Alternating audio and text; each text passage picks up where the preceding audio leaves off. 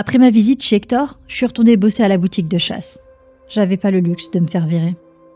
Hélas, mon esprit était absorbé par une seule chose, les menaces de cette raclure de Santos.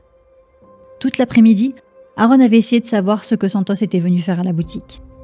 D'habitude, je lui racontais tout. Mais là, je ne pouvais rien dire. Beaucoup trop risqué. Connaissant Aaron, il aurait fourré son nez dedans, et à son tour, il aurait été une cible pour Santos.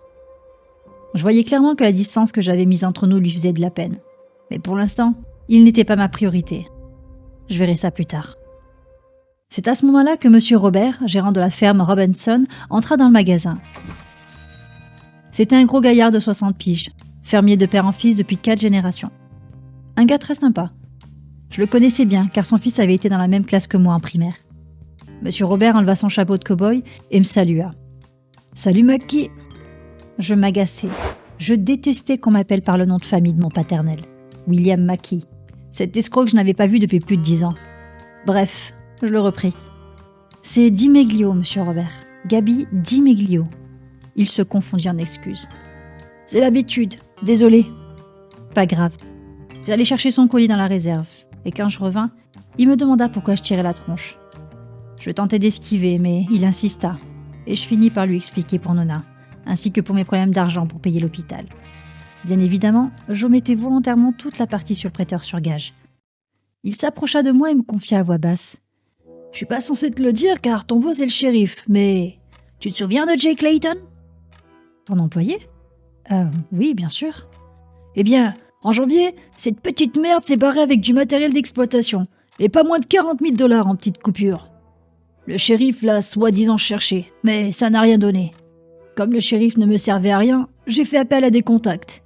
Des contacts, disons, privés, pour qu'il retrouve ce voleur de Clayton. » Il sortit son téléphone et me montra un gars dans son répertoire. « C'est un genre de bounty hunter, un chasseur de primes, quoi. En 2 jours, il m'a donné la localisation de ce voleur. Avec mon fils, on a chopé ce fils de pute qu'on a livré au shérif en personne. Le shérif m'a fait un peu la morale, que ce n'était pas la procédure et toutes ces conneries de politiciens. » J'entendais ce qu'il me disait, mais en quoi cela pouvait m'aider ? Il continua.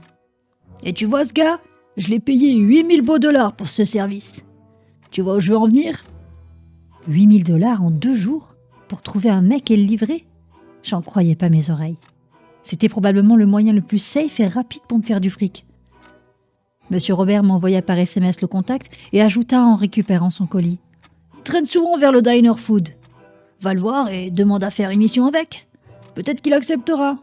Ou peut-être pas, mais je ne doute pas sur ta faculté à convaincre les gens. » blagua-t-il en pointant le gun dans la vitrine. J'enregistrai le numéro et après le travail, je me barrai en direction de ma future source de revenus.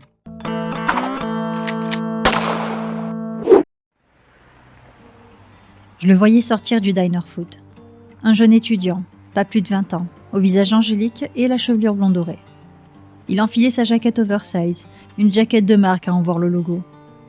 Lui, chasseur de primes, j'aurais pas misé un sou. Il lui manquait plus que 2 projecteurs et le gars pouvait défiler pour la Fashion Week. Bon, cette fois-ci je ne devais pas me tromper de contact comme avec la société Pan. Je décidai donc de faire sonner ce fameux contact qui se faisait appeler Œil de Faucon. S'il répondait, c'est que c'était la bonne personne. Et le gars répondit. « Allô ? Allô ? » Ok, c'est bien lui. Je raccrochai et j'allais dans sa direction. « Hé, c'est toi, Œil de Faucon ?» Il se figea droit comme un piquet, la veste mise sur une seule épaule et ses yeux de biche apeurés semblaient ne pas comprendre ma question. « Je t'ai posé une question. C'est toi, Œil de Faucon ?» Soudainement, il courut en direction du parking. Cet abruti voulait se faire la malle. Ni une ni deux, je lui courais après. « Attends, je veux juste causer avec toi !» Il était trop loin pour m'entendre. Il arriva à sa voiture, le souffle coupé. Il sortit les clés de sa poche et avec la précipitation, il les fit tomber au sol. Il se pencha pour les ramasser, mais je le bloquai avec mon pied. Je le chopai par le col et je le plaquai contre sa bagnole. Il commença à se justifier, la voix tremblante. « Ce n'est pas moi. Dean m'a juste filé le nom du lieu. Je vous promets, j'ai rien à voir avec ça. » Je grimaçai. Je ne comprenais rien à ce qu'il disait. Je lui répondais. « Mais qu'est-ce que tu racontes ?» En entendant mes mots, il arrêta de paniquer. C'est pas Dean qui vous envoie? Ben non, Alors pourquoi vous me coursez ainsi? parce que c'est toi qui t'es barré quand je t'ai appelé, abruti. Il m'énerve déjà.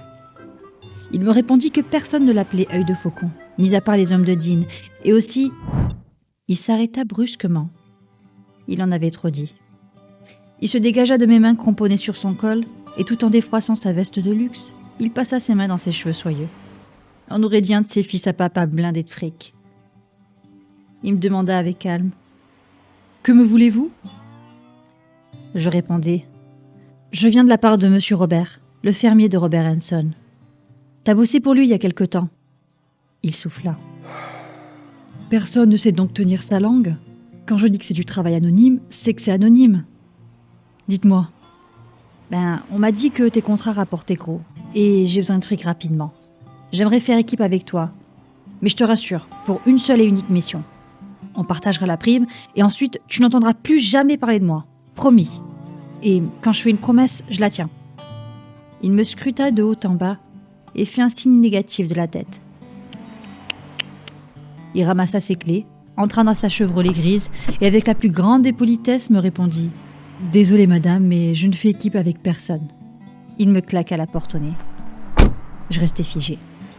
Je ne pouvais pas le laisser partir. C'était le seul contact que j'avais. Et ce fric, j'en avais besoin. C'est dans ces moments-là où il faut dégainer cette fameuse technique ancestrale, vieille comme le monde. La technique qui avait bien fonctionné sur moi quand Santos m'avait laissé la balle dans la tasse. Le chantage. Je réouvris la porte. C'est peut-être pas Dean qui m'envoie, mais je peux te traquer jour et nuit et te balancer à ses hommes de main. Donc tu vas me laisser participer à une de tes missions, me laisser prendre la moitié de ta prime, et ensuite, tu n'entendras plus parler de moi.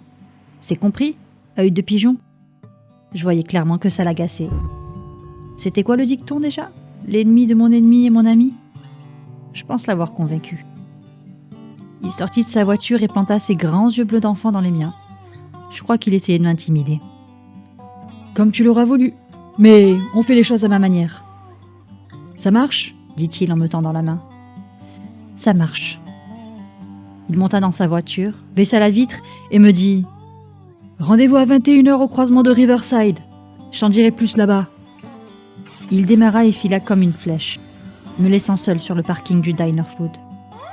J'avais le cœur qui battait à 100 à l'heure. Ma première mission de chasseur de primes allait commencer. Et cela, dès ce soir.